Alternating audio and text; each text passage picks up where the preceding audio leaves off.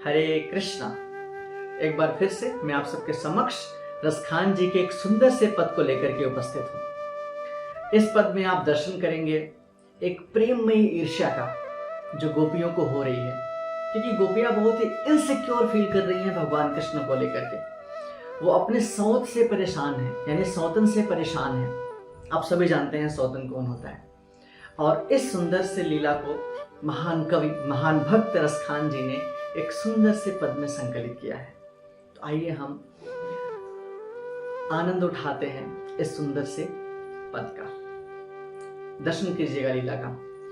कान भय बस बांसुरी के अब कौन सखी हमको चही है, निश्चिद्यों से रहे संग साथ लगे, यह सौतनी तापन क्यों सही है। जिनी मोहि लियो मनमोहन को, जिनी मोहि लियो मनमोहन को, रस खान सदा हमको दही है। मिली आओ सब सखी भागी चले, ब्रज में अब तो बस बांसुरी रही है। मिली आओ सब सखी भागी चले, ब्रज में अब तो बस बांसुरी रही है।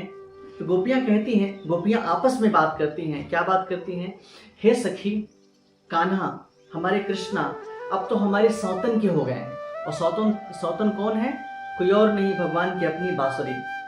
तो हे सखी, अब हमारे कान्हा तो बांसुरी के हो गए हैं, अब हमें कौन चाहेगा, हमें कौन प्रेम करेगा।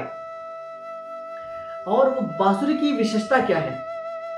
निस्सिद्यों से करे, वो दिन रात भगवान पे धौंस जताती है और हमेशा साथ रहती है, एक एक क्षण भी उनको नहीं छोड़ती।